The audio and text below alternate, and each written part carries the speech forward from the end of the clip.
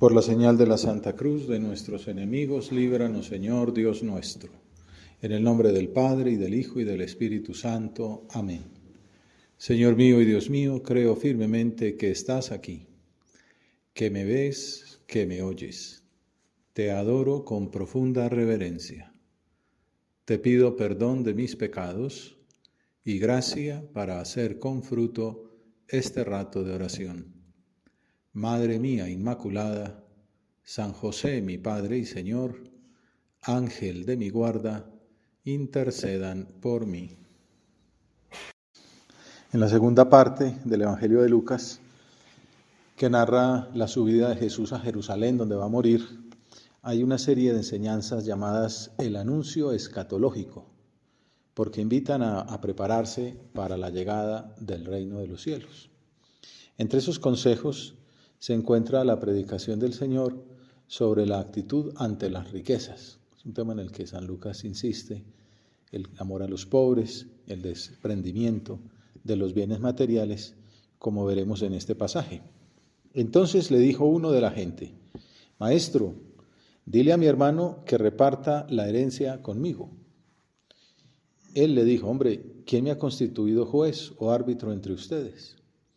La escena comienza con una persona que se queja por una injusticia económica, pues su hermano le había negado la porción de la herencia que le correspondía.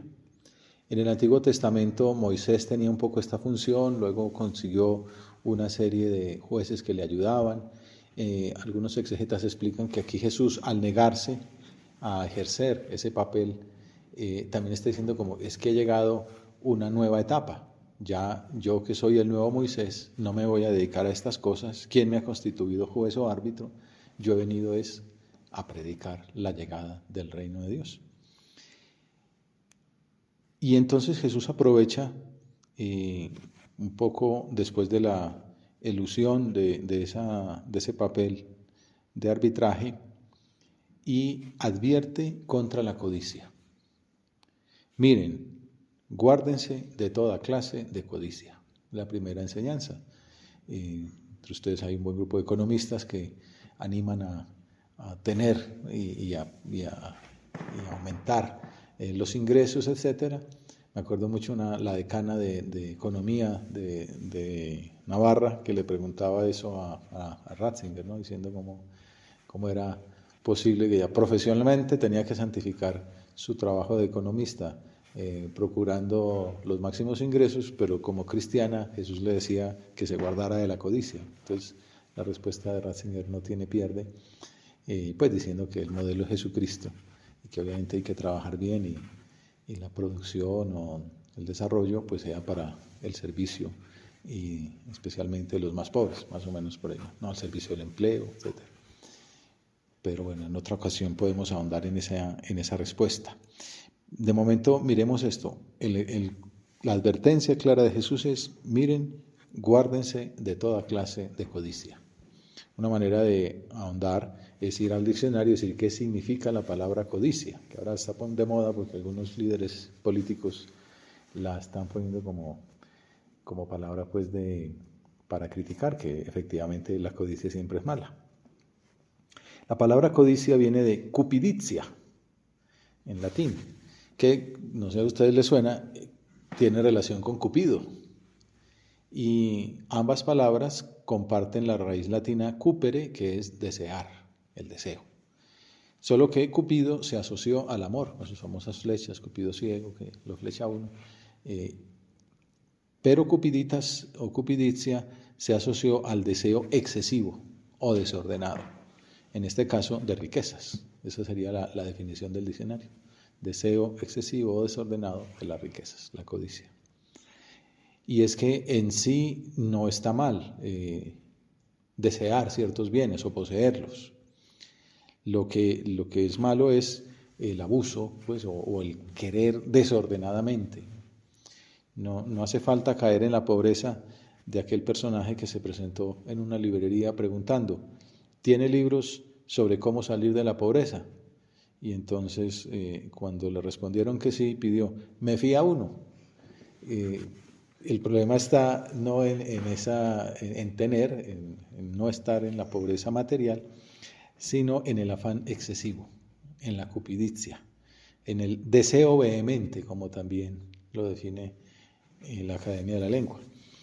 San José María escribió en Camino el punto 631 que dice: despégate de los bienes del mundo,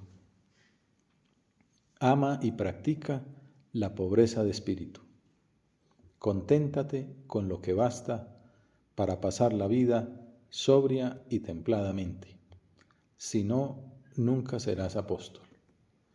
Entonces ahí están unos consejos muy concretos, ¿no? Desapego, desprendimiento, pobreza de espíritu, contentarse con lo que basta para pasar la vida con sobriedad y templanza. No es no tener nada. Al comienzo del cristianismo esto se vio también un poco exageradamente, pues diciendo que era que los bienes materiales eran malos, todo un poco esa visión dualista, que lo único bueno era el espíritu y lo material era malo, ¿no? Dios creó la materia y Dios creó los bienes materiales. Y Jesús, pues también supo llevar unas pertenencias. Si bien él que era el dueño de todo el universo y de todas las joyas y de todas las riquezas, todo esto es un ejemplo y lo hace pensar a uno.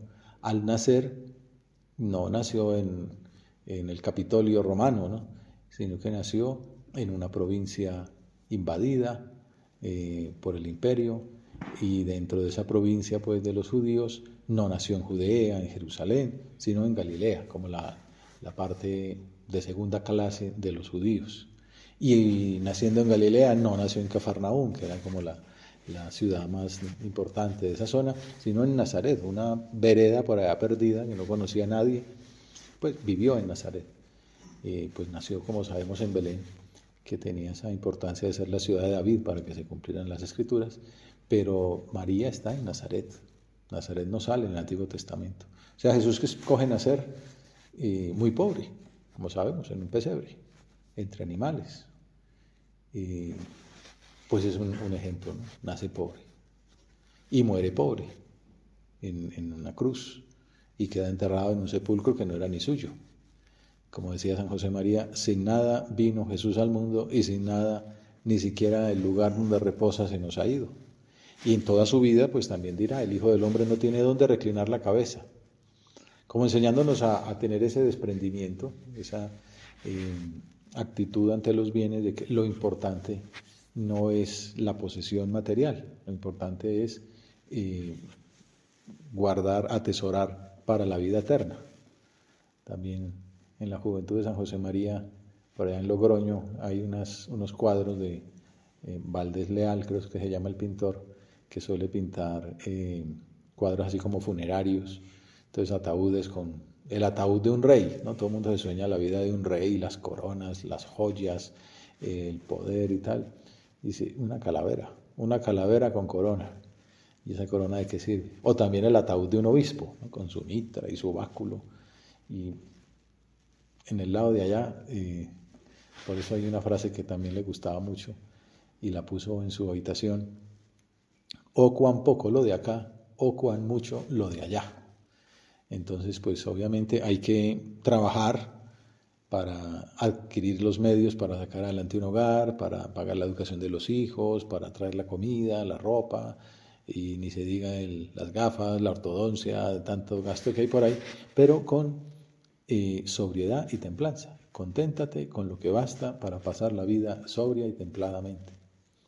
Ahora, si uno puede producir mucho más para ayudar a labores sociales de la iglesia, como vamos a hacer esta labor, pues para poder llevar donaciones, para poder ayudar a los pobres, para poder generar empleo, para conseguir becas, pues obviamente, ¿no? Hay que pues ayudar con todo lo que se pueda y trabajar muchísimo, pero no para yo tener pues 3 anillos en cada dedo, ¿no? No, para poderle servir a la gente, ¿no? Para que esa producción ayude al desarrollo de la sociedad. Y San José María también tiene otros consejos en Camino. Por ejemplo, no crearse necesidades. El marketing es un poco, la idea es esa, ¿no? Crearle a la gente la necesidad, ¿no? ¿Cómo puede uno estar en la vida sin un sombrero, por ejemplo, ¿no? Entonces y el que tiene sombrero negro, pues también hay que tener el café. Y entonces pues por decir algo, ¿no? Entonces, no crearse necesidades, porque más que no tener, es la pobreza estar desprendido de lo que se tiene. En otro punto de camino dice, renunciar voluntariamente al dominio. Como que lo tengo porque pues, lo heredé o me lo gané, pero lo comparto con generosidad, incluso con heroísmo. Porque el desprendimiento incluye no solamente el desprendimiento material, que es una manifestación de ese desprendimiento interno, pues el hecho de estar aquí también es eso, otros estarían durmiendo, otros estarían haciendo deporte, nosotros vamos a estar con los pobres, pues bueno, es el desprendimiento de nuestro tiempo libre. Pero también el desprendimiento espiritual, diríamos, ¿no? El desprendimiento de uno mismo, el desprendimiento, por ejemplo, del prestigio, el desprendimiento de nuestro tiempo. Hay una carta antigua de San José María que me gustaba, la tenía por aquí guardada, en la que menciona que para mantener despierto el espíritu de servicio es preciso el espíritu de pobreza, del que estamos hablando, ¿no? El que Jesús dice, evitar la codicia, que es el desprendimiento verdadero de los bienes temporales, ¿no? El contentarse con lo que basta para pasar la vida sobria y templadamente. Pero también el espíritu de humildad, que es desprendimiento de las glorias humanas, desprendimiento del poder. Esos son los frutos sabrosos del alma contemplativa en la acción profesional. Ahí la verdad es que no lo había meditado mucho, pero es una presentación esquemática pues, de la vida espiritual. O sea, el alma contemplativa, el cristiano que procura ser contemplativo, ser alma de oración, vivir en unidad de vida, es cristiano y profesional. Tiene que santificar el trabajo. Un economista, un ingeniero, un médico, o un chofer de bus, o un campesino, o un presidente. Tiene que santificar lo que hace. Y entonces, ¿qué es? Es vivir cristianamente la labor profesional. Entonces, los frutos sabrosos del alma contemplativa en la acción profesional, ¿cómo decir, Señor, yo cómo hago para saber si efectivamente sí soy un buen cristiano en mi trabajo profesional? Si sí influye mi fe en la labor cotidiana. Pues hay estos dos frutos. ¿Qué tal vivo el espíritu de pobreza? ¿Qué tal vivo el espíritu de humildad? Un buen test, ¿no? Espíritu de pobreza, que es desprendimiento verdadero de los bienes temporales, y espíritu de humildad, desprendimiento de las glorias humanas del poder. Cuando uno vive así, puede ser que le nombren premio Nobel, o puede ser que le nombren presidente de un país, o de una sociedad científica, o de el condominio, o lo que sea, pero entonces ya, bueno, yo no lo estaba buscando. Si me lo han pedido, si me lo han otorgado, pues será para servir. Entonces una cosa es distinta al que está trepando para alcanzar aquello, porque lo está buscando para sí mismo, del que le tocó, dice, bueno, yo es para servir, yo sirvo en el último lugar, en el intermedio o en el primero.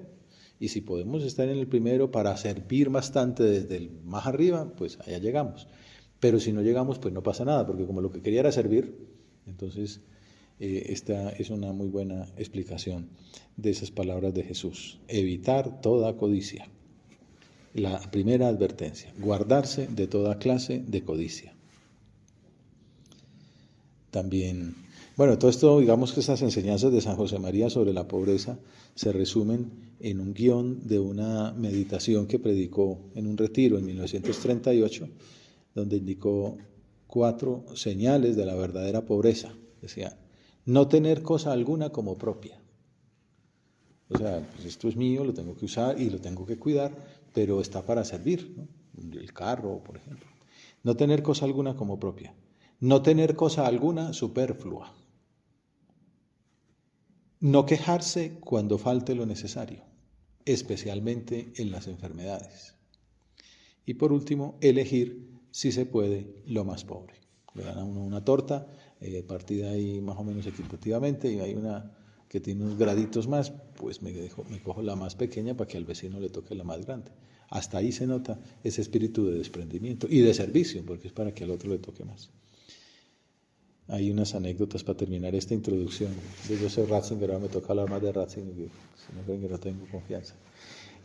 Pues él vivió, decía el biógrafo, con la modestia de un monje, ajeno al lujo y totalmente indiferente a un ambiente que va más allá de lo necesario en lo relativo al confort. Yo recuerdo haberlo visto personalmente ahí en Roma. La primera vez que lo vi, pues se me pareció a Ratzinger, pero no se imagina, el número 2 de la iglesia, pues debe andar en una limusina, ¿no? Que iba caminando, un viejito caminando por ahí por la vía de la Conciliazione, pues camino a su casa y pues dije, ve, parece Ratzinger, pero pues no va a ser Ratzinger, iba cubierto pues con un abrigo, un sombrerito, una boina, hasta que ya lo vi más adelante en Città Leonina. Él vivió en la casa donde vivió San José María al comienzo, el edificio ese, y estaba con un alemán y decía, ah, entonces era Ratzinger. Bueno, esa fue mi primera experiencia ratzingeriana, al menos así experimental. Y la segunda fue unos meses después en un UNIF, iba con un colombiano que es un poco imprudente, y entonces ya yo, para mostrarle todo lo que conocía, le dije, mira, ese es Ratzinger. Igual, iba caminando por ahí por la calle como uno más. Y entonces me dice, vamos a saludarlo. Yo, muerto de la vergüenza, pues le seguí la corriente, y esa fue la única vez que hablé personalmente con Ratzinger, ¿no? Pues, eso es muy sencillo y tal, dijimos. Mire, usted viene de Colombia al UNIF, yo estudio aquí en la Santa Croce Teología. Y entonces lo único que dijo, anche a Colombia al UNIF, también en Colombia al UNIF. Que dije, bueno, de algo le sirvió saber que en Colombia existe el Opus Dei, pensé que no lo sabía, y eso es toda mi experiencia personal con Ratzinger. También otra ocasión podría decir que vivió en mi casa, pero lo dejamos para otro momento. Pero es un hombre muy sencillo. Pues el número 2 de la iglesia te lo encuentras en la calle como nomás y te saluda como si nada y con mucho cariño. Siendo prefecto de la Congregación para la Doctrina de la Fe, Lufthansa le ofreció en una ocasión una maleta nueva, porque la vieja, ya muy ajada, era perjudicial para la imagen de la compañía. Y también cuando lo eligieron papa, pues dijeron, bueno, este es el apartamento papal, este es el escritorio viejito, le vamos a comprar uno nuevo, y entonces lo rechazó y dijo, no, yo sigo con el viejito, que es el papa, y tal. Yo sigo usando el viejito. Y por último dicen que siempre donaba buena parte de su sueldo. Si se enteraba de que un estudiante o un sacerdote joven tenía dificultades económicas, su reacción era, escríbame su número de cuenta en un papel. Y después esa persona recibía todos los meses una transferencia, un fondo ahí de becas personal. Bueno, pues ejemplos, ¿no?, de ese estar desprendido de los bienes temporales. Luego de esa advertencia de Jesús contra la codicia, guardaos de toda clase de codicia, continúa su enseñanza. Aunque uno ande sobrado, su vida no depende de sus bienes. Es como contracultural, ¿no? Más o menos, amigo, ¿cuánto tienes? ¿Cuánto vales? Principio de la actual filosofía, dice el sabio colombiano. Y San Agustín diría lo contrario, buscad lo suficiente, buscad lo que basta, y no queráis más. Lo demás es agobio, no alivio, apesadumbra, no levanta. Por eso el que tiene incluso lo que es, pues entonces da, pues si me sobra o si tal, pues doy una beca o una donación a la iglesia o ayudar a alguna persona necesitada. Y viene la segunda parte del pasaje, tras esta advertencia contra la codicia, cuando Jesús ejemplifica su magisterio con otra parábola. Las tierras de un hombre rico produjeron una gran cosecha. Estamos en un ambiente agropecuario y aquí hay una primera idea, que uno lo ve, por ejemplo, en la misa y tal. ¿De dónde viene el pan de la misa? Hay una meditación que dimos hace unos meses sobre esto, inspirado en Ratzinger. Dice, el pan es fruto de la tierra, como decimos en la misa, o el vino es fruto de la vid y del trabajo del hombre, pero él decía, esa sinergia entre yo siembro el trigo, yo siembro la vid, pero nadie me garantiza que va a producir. ¿Quién me da la producción? Pues Dios, que da el tiempo bueno, ¿no?, la maduración de los frutos. Es un regalo de Dios. Por eso las tierras de un hombre rico produjeron gran cosecha. Hombre, él se la trabajó, él sembró y lo que fuera, pero no es mérito del que no hubiera llovido y no hubiera habido una inundación, ni mérito del que no hubiera habido una sequía. Es un regalo de Dios. No lo tiene en cuenta. Y empezó a echar cálculos diciéndose, ¿qué haré? No tengo dónde almacenar la cosecha. Entonces se dijo, voy a hacer lo siguiente. Derribaré los graneros y construiré otros más grandes, y allí almacenaré todo el trigo y mis bienes. Hasta aquí en realidad no hay nada malo, pues que si hubo una cosecha grande, pues voy a generar más hilos para conservarlo. Y pues eso no es pecado, dijéramos, ¿no? Eso es un trabajo profesional. Lo malo no es planear ni hacer construcciones. Lo que el maestro resalta es la actitud soberbia, falta de fe que veremos a continuación. Entonces me diré a mí mismo, fíjate, el gran interlocutor de su vida es él mismo. Uno diría, hombre, gracias a esto vamos a repartir esto que me sobra a los más necesitados, o vamos a hacer una labor social, o voy a tener 3 hijos más. Bueno, no sé, cada uno puede pensar cómo hago para que esto que he traído o que Dios me ha regalado, pues pueda hacer mucho bien, porque los bienes terrenales no son malos, sino que pueden hacer mucho bien al servicio de los demás, como hemos venido diciendo hasta ahora. No es cómo me los atesoro yo para mí. Este dice, me voy a decir, pues se dijo a sí mismo, me diré a mí mismo,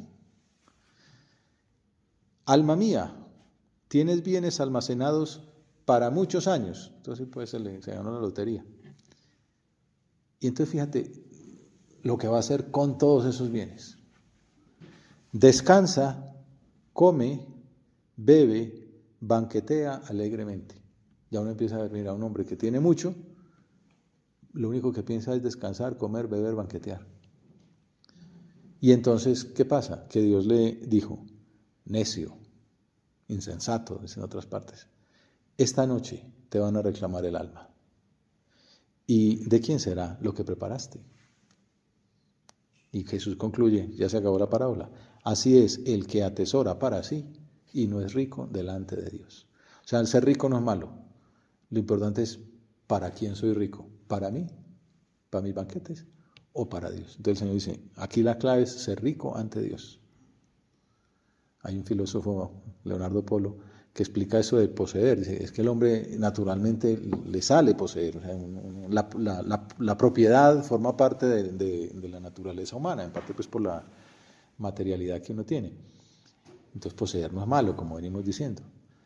Dice, ahora, lo que hay que poseer en su antropología es lo que hay que ansiar poseer es virtudes, por ejemplo. Esas son posesiones, ¿no? Yo soy laborioso, soy servicial, esos son posesiones más importantes, ¿no? que un anillo o un reloj. Poseer ante Dios. Hay un detalle que se pasa por alto con frecuencia cuando se comenta esta parábola, y es que este rico no tenía familia. Porque uno puede decir, habló con su mujer, planeó para los hijos y para el resto de la familia, y bueno, ¿cómo vamos a repartir esto? O démosle la herencia, no sé, no, me hablaré conmigo mismo y ya tienes para el futuro. No tenía con quién compartir. Además de soberbio, o precisamente por ello, era un egoísta. No compartía sus bienes, no tenía herederos. Por eso el Señor le pregunta, ¿de quién será lo que preparaste? Tanto guardar para qué. Que ese es otro punto que nos marca esta escena y es pensar en la vida eterna. El Papa Francisco le gustaba mucho decir, en el ataúd no hay bolsillos. Uno llega donde San Pedro, pues dijéramos, en el día del juicio, y le dicen, ¿cuánto tiene la tarjeta de crédito? No, eso ya en los herederos. Usted aquí, eso no sirve de nada.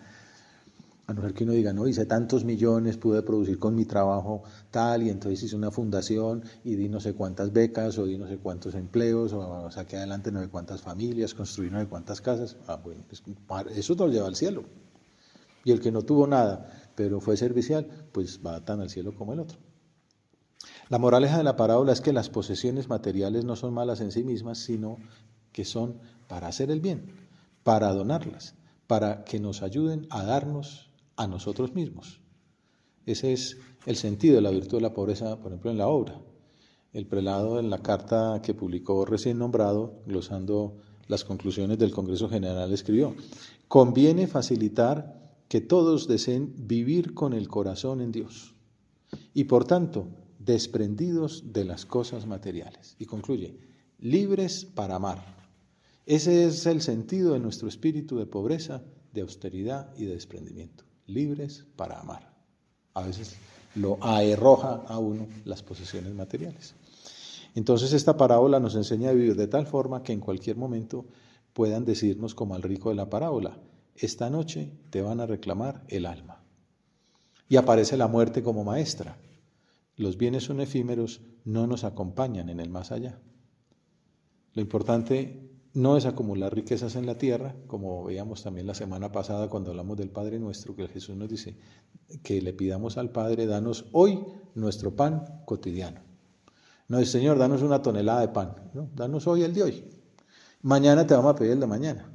Es no acumular. Eso pasaba en el Éxodo, ¿no? También el Señor les mandaba el maná de hoy y confíen que el Padre mañana les va a mandar otro. Y así hasta que llegó el momento definitivo. Danos hoy nuestro pan. Dejar de acopiar bienes terrenales y más bien acumular obras buenas, misericordia, como enseña el capítulo 25 de Mateo. Pues hablamos del juicio, cuando uno se muere, pues no preguntan cuánta plata dejó o cuántas posesiones tuvo, sino qué hizo por el bien de los demás. A cuántos viejitos ayudó, a cuántos encarcelados visitó, a cuántos sedientos les dio de beber, a cuántos ignorantes instruyó, a cuántos, las obras de misericordia, materiales y espirituales. Atesorar para la vida eterna, estar en paz con Dios, que es el Señor de la vida. Y esto, por ejemplo, también aparece, aunque ya nos acaba el tiempo, la parábola del sembrador, que también salió hace poco. Hay un momento en que dice que una semilla cayó entre espinas, entre zarzas, entre abrojos, y esas zarzas la ahogaron. Y hay un exégeta que es Rossini, un hombre muy gran predicador, que explica cómo, lo dice el Evangelio, ¿no? Que cuando el Señor explica eso, qué son esos abrojos, qué son esas espinas, dice, son los afanes, las riquezas y placeres de la vida, dice Lucas. Y que además en la traducción más literal dice, en su caminar, las personas que son así, en su caminar se ahogan a causa de las preocupaciones. Digamos que los placeres, las riquezas, no es que lo maten de puñalada, sino que lo ahogan. Le van quitando la vida poco a poco.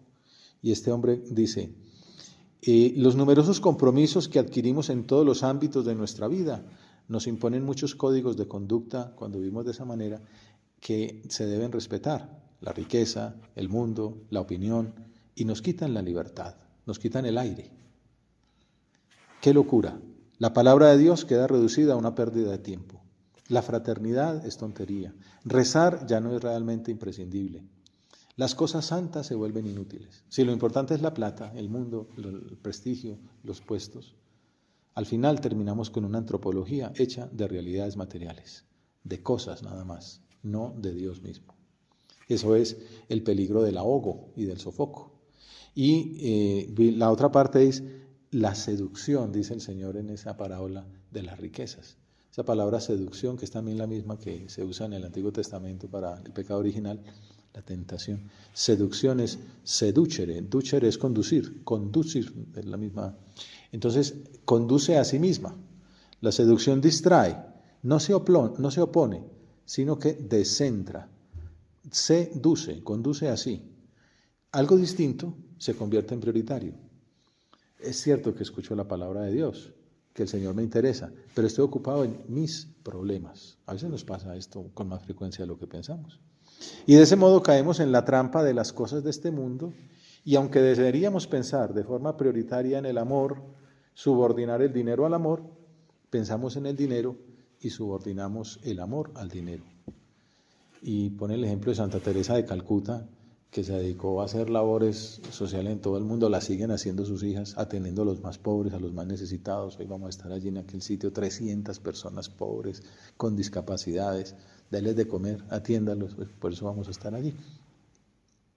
Pues que esta mujer pasaba una parte enorme de su jornada quieta ante el Santísimo, y de esa manera cambió la historia.